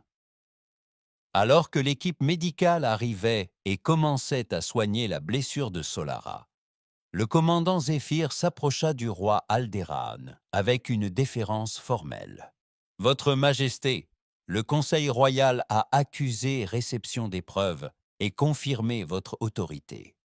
Ils attendent votre prochaine communication. » Il jeta un coup d'œil à Vorak, inconscient. « Quels sont vos ordres concernant le traître ?» L'expression du roi Alderaan était solennelle. « Enfermez-le en prison. Il sera jugé officiellement devant le conseil plénier à notre retour. » Son regard se porta sur Spencer, qui tenait toujours la main de Solara pendant que l'équipe médicale travaillait. Quant à notre allié inattendu venu de la Terre, le Conseil devra être informé de son rôle crucial dans ces événements. La crise a été évitée. L'équipage de la passerelle a regagné ses postes, rétablissant le fonctionnement normal de l'immense vaisseau. Spencer a aidé Solara à rejoindre une zone de récupération adjacente à la passerelle, où des soins médicaux plus complets pourraient être prodigués pour sa blessure. « Tu n'aurais pas dû intercepter ce tir », dit Spencer à voix basse, tandis que l'équipe médicale se retirait temporairement pour préparer un traitement spécialisé. « Tu serais mort », répondit simplement Solara. « Ta physiologie n'aurait pas pu survivre à la moindre attaque d'une arme à énergie lumineuse. Alors tu as risqué ta vie pour la mienne. » La voix de Spencer exprimait à la fois l'étonnement et la confusion. Les yeux dorés de Solara le regardèrent droit dans les yeux. « Oui, comme tu as risqué les tiens en me voyant tomber du ciel. » Un léger sourire effleura ses lèvres.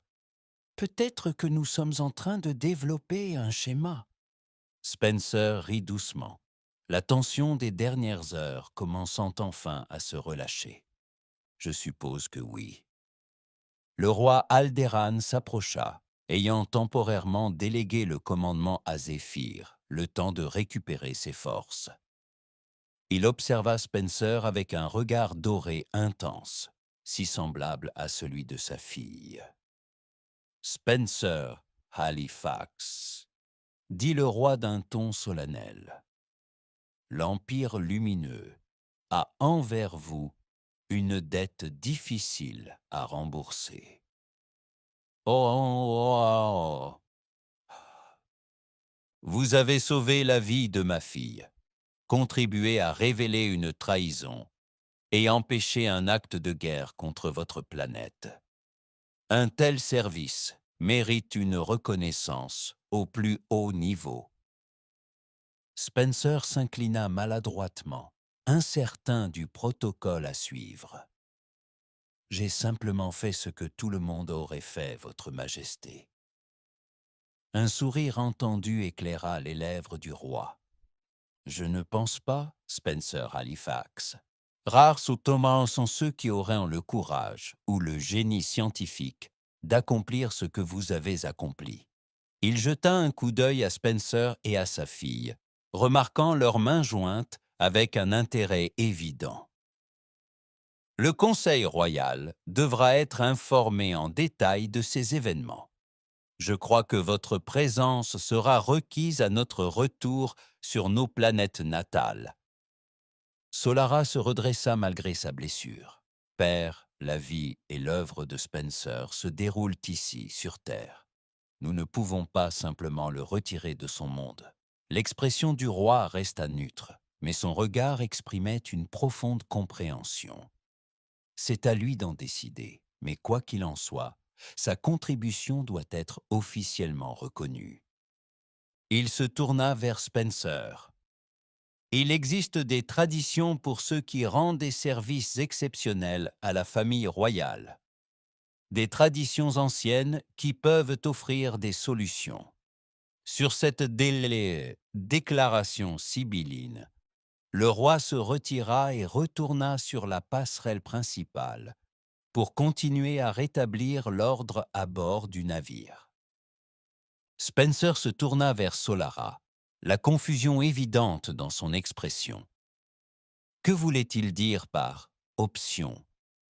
Les yeux dorés de Solara exprimaient un mélange d'espoir et d'incertitude. Nos plus anciennes lois prévoient l'intégration d'individus exceptionnels venus d'autres mondes dans notre société, même au sein de la royauté. Cela ne s'était pas produit depuis des générations, mais le précédent existe. « Tu veux dire que je pourrais visiter vos mondes d'origine ?» demanda Spencer, essayant d'en saisir les implications.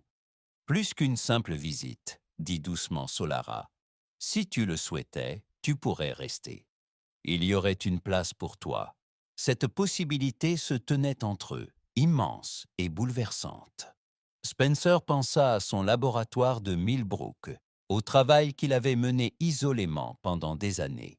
Puis il pensa aux merveilles qu'il avait aperçues à bord de ce vaisseau unique, aux vastes connaissances et à la technologie des luminaries qui pouvaient élargir sa compréhension de la physique au-delà de l'imagination. Et chaud, il pensa à Solara, à son courage, à son intelligence, à son dévouement à la justice qui reflétait son propre engagement envers la vérité scientifique. J'aurais besoin de temps pour réfléchir à quelque chose d'aussi important, dit-il finalement. Bien sûr, Solara acquiesça. De telles décisions ne doivent jamais être prises à la hâte. Mais sa main se resserra légèrement autour de la sienne, laissant entrevoir ses propres espoirs. L'équipe médicale revint, et Spencer se retira à contre-cœur pour leur permettre de terminer le traitement de Solara. Il se dirigea vers le hublot, contemplant les étoiles et la courbe bleue de la Terre, au loin. En quelques jours, sa compréhension de l'univers et de sa place dans celui-ci avait complètement changé. Quoi qu'il décide, rien ne serait plus jamais comme avant. Quelques jours plus tard, Vorax étant sécurisé et les systèmes Starfire ascendants entièrement restaurés, une session d'urgence du Conseil royal fut convoquée par communication interstellaire. Le roi Alderaan, complètement remis des effets de l'empoisonnement au Vorax, présidait depuis la salle d'audience officielle du vaisseau. Spencer et Solara restèrent unis, tandis que le roi présentait les preuves de la trahison du Vorax et détaillait les événements. Les membres du Conseil, sommité royale apparaissant telles des projections holographiques dans la salle, écoutèrent avec une stupeur croissante la révélation de l'ampleur du complot. Lorsque le roi décrivit le rôle de Spencer, du sauvetage de Solara à l'aide apportée pour empêcher le tir d'armes, le Conseil resta silencieux, conscient de l'implication sans précédent d'un terrien dans les affaires d'une sommité royale. Un tel service ne peut rester inaperçu, déclara finalement le doyen du Conseil. Les anciennes lois prévoient précisément de telles circonstances. En effet, acquiesça le roi Alderaan, je propose d'invoquer le droit du mérite céleste et d'accorder à Spencer Halifax le statut d'allié honoré du trône lumineux, avec tous les droits et privilèges qui en découlent. Des murmures d'approbation se répandirent au sein du Conseil, bien que plusieurs membres échangèrent des regards entendus, suggérant qu'ils comprenaient les implications profondes d'un tel honneur. Il y a aussi la question du statut de la princesse Solara, poursuivit un autre membre du Conseil. Ayant prouvé sa loyauté et son jugement, sa position de seconde princesse devrait être officiellement confirmée et renforcée. Bishuana Upali. Le roi Alderaan hocha la tête, puis ajouta avec une neutralité prudente. La princesse a exprimé son intérêt pour la poursuite des échanges scientifiques et culturels avec la Terre, notamment en collaboration avec Spencer Halifax, dont la technologie gravitationnelle est remarquablement prometteuse. Le Conseil délibéra brièvement avant de parvenir à un accord unanime. Les proclamations officielles furent faites, consignées aux archives royales, et la séance se termina par des expressions de gratitude pour la crise évitée. Alors que les projections holographiques s'estompaient, Spencer se tourna vers Solara. Que signifie exactement « allié honoré du trône lumineux » Un sourire éclaira les lèvres de Solara. Cela signifie que vous avez le droit de voyager librement entre la Terre et les mondes célestes, d'accéder à notre savoir et à notre technologie, et d'être accueilli comme un ami de confiance de la famille royale dans tout l'Empire. Elle hésita, elle hésita, puis ajouta plus doucement. Cela ouvre la voie à d'autres possibilités. Spencer comprenait les implications implicites. Depuis leur confrontation avec Vorak, son lien avec Solara s'était approfondi au-delà de leur épreuve commune. Ils avaient passé des heures à discuter de science, de culture, de philosophie, trouvant chez l'autre des esprits qui défiaient et complétaient les leurs. Et au-delà de cette connexion intellectuelle, quelque chose de plus personnel s'était développé entre eux, quelque chose qu'aucun des deux n'avait anticipé, mais qu'ils appréciaient de plus en plus. D'autres possibilités, répéta pensivement Spencer. J'aime bien cette idée. Le roi Alderan s'approcha, après avoir conclu les formalités avec le conseil. Le vaisseau restera en orbite terrestre 3 jours de plus avant de repartir pour les planètes d'origine, les informa-t-il. Spencer Halifax, vous êtes le bienvenu pour la cérémonie officielle de reconnaissance, après quoi nous pourrons organiser votre retour sur Terre, si vous le souhaitez. Merci, Votre Majesté, répondit Spencer. Je serais honoré de visiter vos mondes d'origine. Le roi hocha la tête, la satisfaction visible dans son expression. Alors, c'est réglé. Je vous laisse discuter des détails. Après un regard entendu, il se retira, laissant Spencer et Solara seuls dans la grande chambre. 3 jours, dit Spencer, compte tenu du temps imparti. Je devrais retourner brièvement sur Terre, organiser mon laboratoire et informer les autorités de mon absence. Bien sûr, Solara accepta. Je t'accompagnerai. J'ai si peu vu de ton monde en dehors de ton laboratoire. Spencer rit. Millbrook n'est pas vraiment une vitrine de la culture terrienne, mais j'aimerais beaucoup te faire visiter. Ils prirent rendez-vous pour prendre une navette de retour sur Terre le lendemain, laissant à Spencer le temps de se préparer à son départ temporaire et au voyage sans précédent vers les planètes d'origine des luminaires qui suivraient.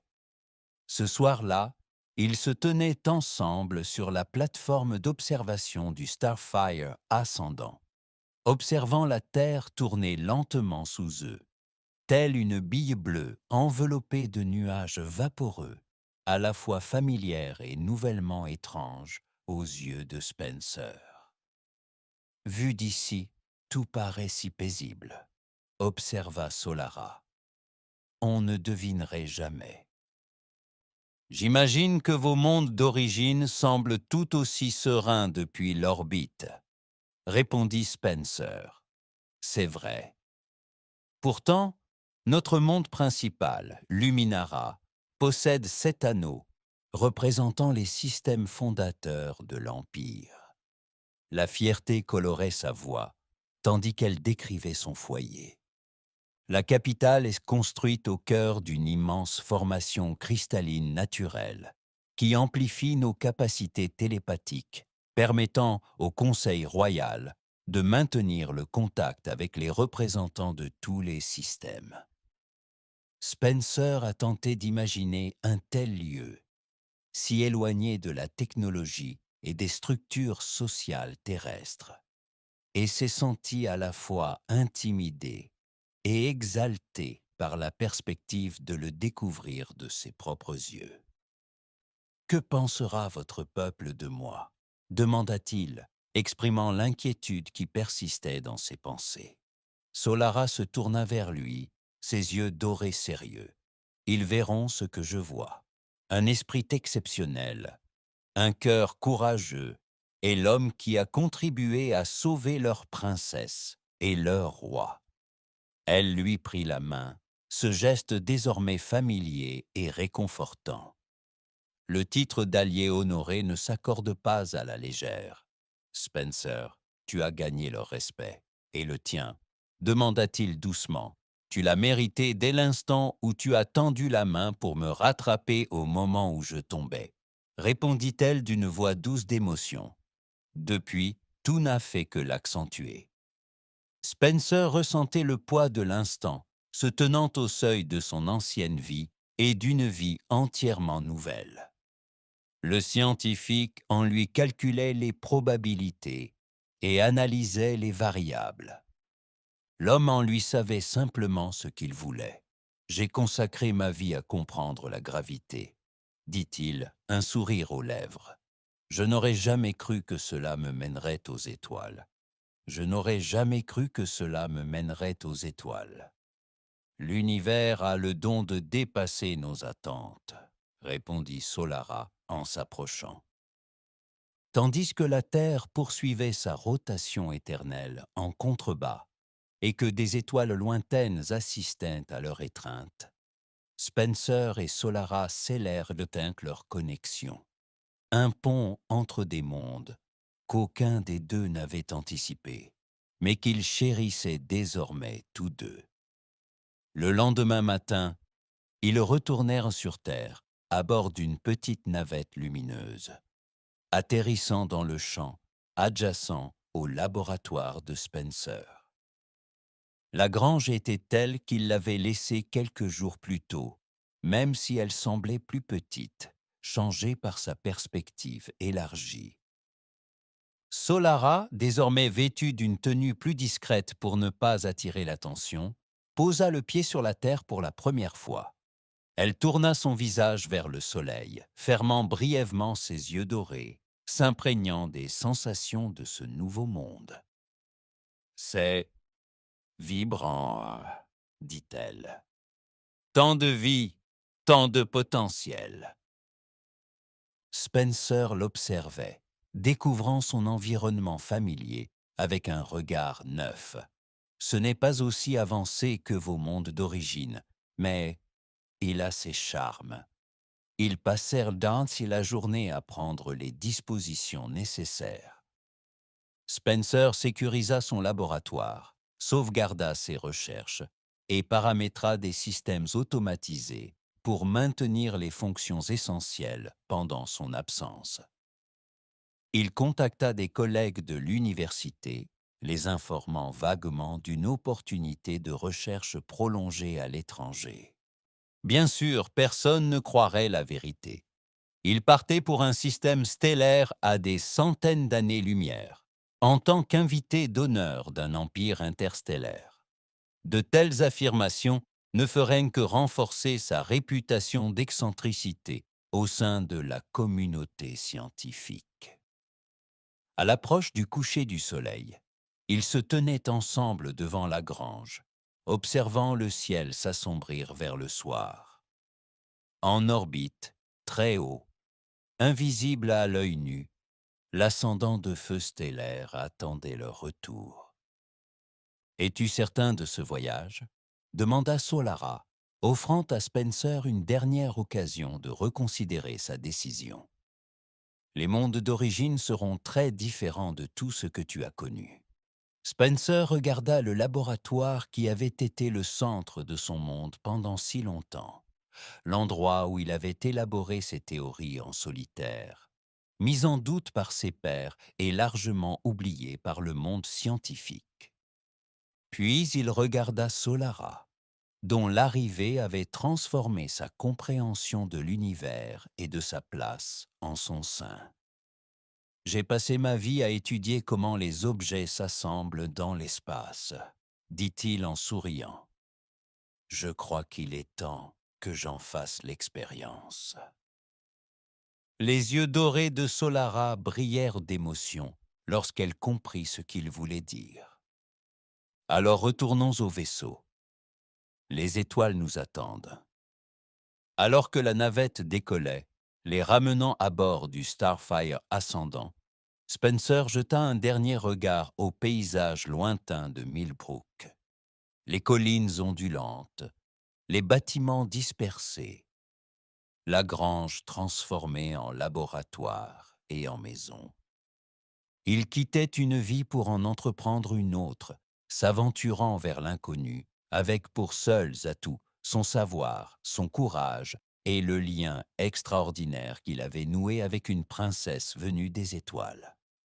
Le voyage qui l'attendait lui apporterait des défis qu'il pouvait à peine imaginer, des découvertes dépassant ses rêves scientifiques les plus fous, et une relation qui défiait les vastes étendues de l'espace. Mais à cet instant, alors que la Terre s'amenuisait en dessous et que les étoiles brillaient au-dessus, Spencer Halifax n'éprouvait que certitude et impatience. La gravité les avait réunis, une force qui agissait à toute distance, liant les objets dans une danse éternelle à travers l'espace et le temps. Cette même force allait désormais les entraîner vers un avenir aussi vaste et brillant que le cosmos lui-même. Et quelque part dans ce futur, deux mondes seraient rapprochés par la force la plus fondamentale de toutes. Non pas la gravité, mais l'amour. 3 mois plus tard, dans la capitale de Luminara, perché sur une flèche de cristal, Spencer se tenait aux côtés de Solara, tandis que le roi Alderan s'adressait aux dignitaires des 7 systèmes. La cérémonie de reconnaissance officielle avait pris une tournure bien plus significative. Une déclaration d'alliance entre la Terre et l'Empire lumineux, dont Spencer était le premier agent de liaison officiel. La technologie gravitationnelle qu'il avait développée dans son laboratoire rural était désormais adaptée par les ingénieurs des luminaires, créant des applications qui révolutionneraient les voyages et les communications interstellaires.